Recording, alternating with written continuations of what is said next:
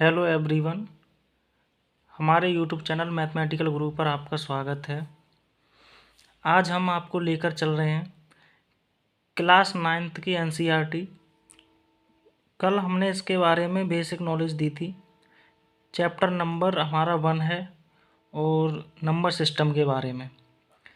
आज हम इसे प्रश्नावली 1.1 लेकर चल रहे हैं, एक्सरसाइज 1.1। एक्सरसाइज 1.1 में देखते हैं क्या क्वेश्चन कह रहा है। तो क्वेश्चन कह रहा है ये, क्या शून्य एक परमेय संख्या है? क्या इसे आप P/Q के रूप में लिख सकते हैं, जहां P और Q पूर्णांक हैं और Q does not equal to 0 है। तो देखते हैं इसे।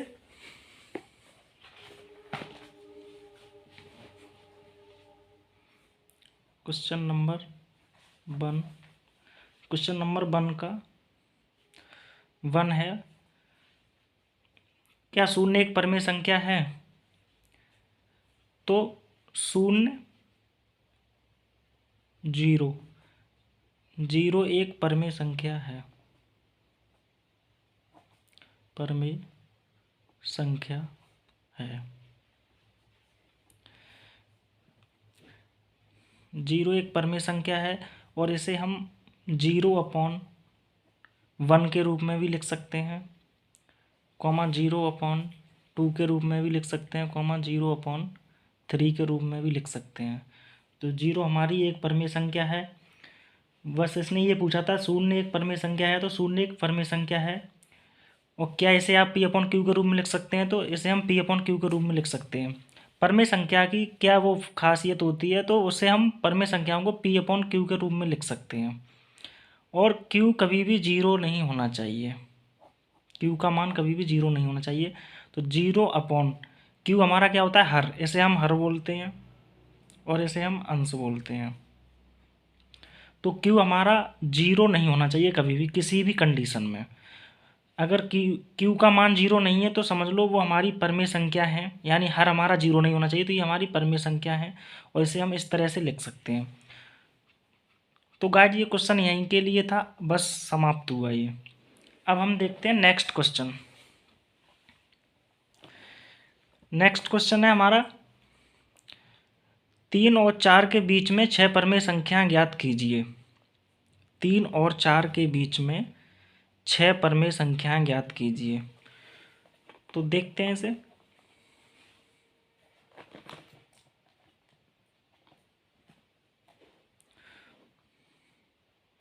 क्वेश्चन नंबर 2, 3 और 4 के बीच में हमें 6 परमेय संख्याएं निकालनी है। तो सबसे पहले हम क्या करेंगे, 3 और 4 को हम ऐड करेंगे। 3 + 4 को हम ऐड करेंगे, कितना हो जाएगा? 7। 7 हमने ऐड कर लिया, हमारा ये 7 निकल के आ गया। अब हम 7 को इसे हर के रूप में लेंगे। 7 को हम क्या करेंगे? हर के रूप में लेंगे। और हमने 3 ले लिया पहले, और 4 के बीच में हमें निकालनी है।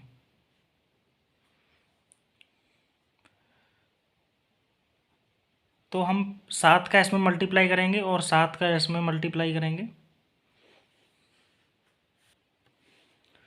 तो गाइज इसको हम 7 से मल्टीप्लाई नहीं करना है हमें, हम देखेंगे 3 और 4 आ जाए, इनके बीच में हमें निकालनी है। तो हम क्या करें, कितने 7 से अगर भाग दें जो कि 3 आ जाए, तो हम पहली संख्या जो हमें मिलेगी यानी 21। 21 में जब हम 7 से भाग देंगे और फिर और इधर 28 ले लेंगे, इधर 28 में हम 7 से भाग देंगे, तो इनके बीच की हमें 6 संख्याएं निकालनी है, 6 परमेय संख्याएं। तो अब निकाल लेंगे, देखो 7 × 21 और 7 × 28, तीनों 4 के बीच की निकालनी है। अब थोड़ी आसानी होगी हमें निकालने में। तो पहली संख्या हमारी होगी 22/7, दूसरी हमारी होगी 23/7, चौथी 24/7, पाँचवीं 25/7 और छठी 26/7। तो ये हमारी निकल के आ गई 6 परमेय संख्याएं।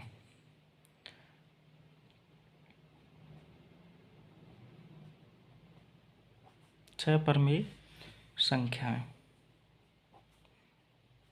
कौन कौन सी हैं? 22/7, 23/7, 24/7 और 25/7, 26/7। ये क्वेश्चन हो गया समाप्त।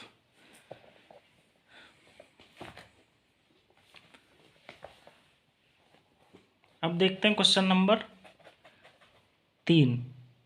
क्वेश्चन नंबर 3 है 3/5 और 4/5 के बीच 5 परमेय संख्याएं ज्ञात कीजिए। तो देखते हैं।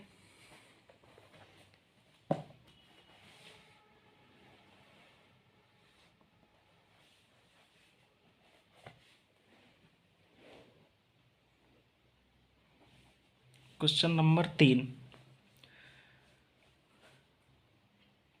3/4 और 4/5 के बीच में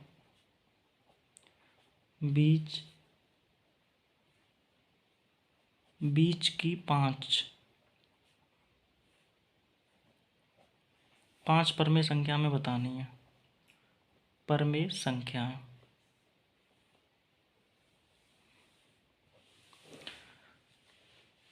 तो 3/4 और 4/5। तो हम क्या करेंगे, इसमें हम हर में अंश में 10 का गुणा करेंगे और अंश में भी हम 10 का गुणा करेंगे। ऐसे ही हम इसमें 10 का गुणा करेंगे और ऐसे ही हम इसमें 10 का गुणा करेंगे। तो यानी हमें ये हो गया 30/40 और ये हो गया 40/50। सॉरी, यहाँ पे 3/5 है, ये थोड़ा मिस्टेक हो गई। यहाँ पे 5 है और यहाँ भी 5 कर लो, ये 50 हो गया। अब हमें 30/50 और 40/50, देखो जीरो से जीरो कट जाएगा जब, तो 3/5 और 4/5 ही तो आएगा। अब हमें थोड़ी आसानी हुई कि इनके बीच की हमें संख्या निकालनी है। कितनी? 5। तो पहली संख्या क्या होगी? 31/50। दूसरी क्या होगी? 32/50। तीसरी 33/50। चौथी 34/50 और पांचवी 35/50। बस हो गई।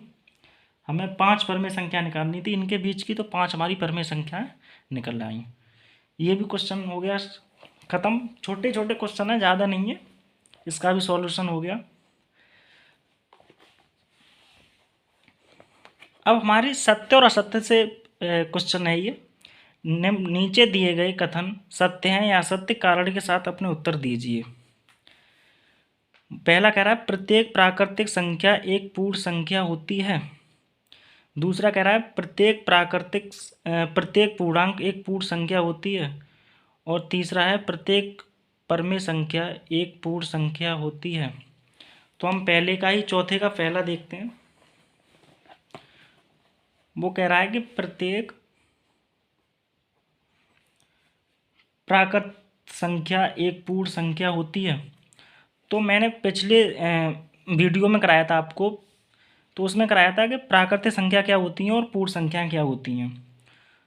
तो जब हम प्राकृतिक संख्याओं में जब जीरो को हम सम्मिलित कर लेते हैं तो हमारी वो पूर्ण संख्या होती है।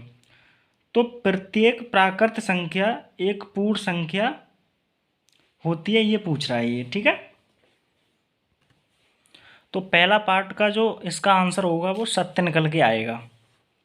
सत्य कैसे होगा? क्योंकि सभी पूर्ण संख्याएं जो होती हैं उसमें जीरो से स्टार्ट होती हैं पूर्ण संख्या। 0, 1, 2, 3, 4, 5, 6, 7 डॉट डॉट डॉट, ये हमारी पूर्ण संख्या होंगी जीरो को सम्मिलित करने पर। अब वो कह रहा है कि क्या प्रत्येक प्राकृत संख्या पूर्ण संख्या होती है? तो सभी प्राकृत संख्याओं को जब हमने पूर्ण संख्या में ले लिया तो हमारी बिल्कुल सही बात होगी ये। क्योंकि अब हमें इसे इस तरह से लिख सकते हैं कि सभी पूर्ण संख्याओं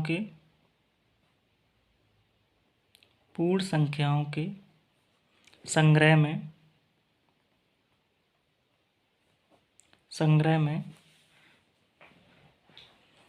पूर्ण संख्याओं के संग्रह में प्राकृत संख्याएं होती हैं। ठीक है गाइस, अब इसका देखते हैं सेकंड पार्ट कह रहा है प्रत्येक पूर्णांक एक पूर्ण संख्या होती है।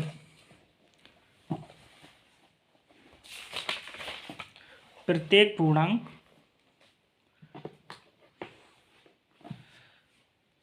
पूर्णांक एक पूर्ण संख्या होती है।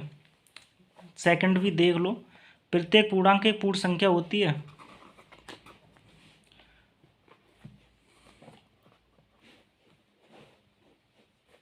तो सेकंड है, लिख ही ले रहा हूं मैं, प्रत्येक पूर्णांक एक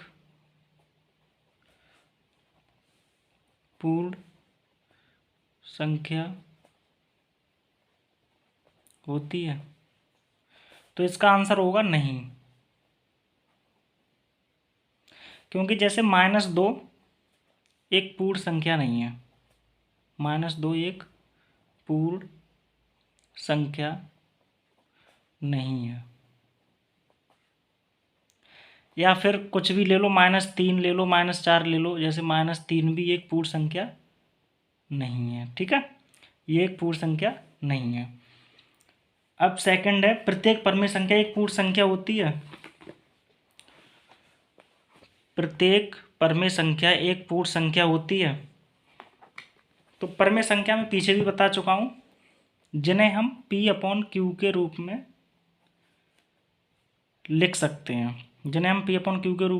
और Q does not equal to 0 नहीं होना चाहिए, यानी Q का मान 0 नहीं होना चाहिए। अब वो कह रहा है प्रत्येक परमेय संख्या, जैसे हमने प्रत्येक परमेय संख्या में कह रहा है ये 1/2 ले लिया, क्या ये पूर्ण संख्या है?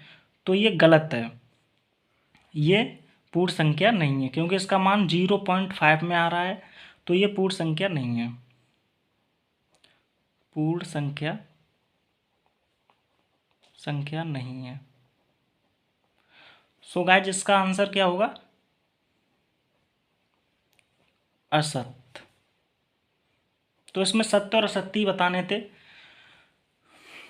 तो ये एक्सरसाइज हमारी यहीं पर समाप्त होती है और इसके सभी भाग हो चुके हैं।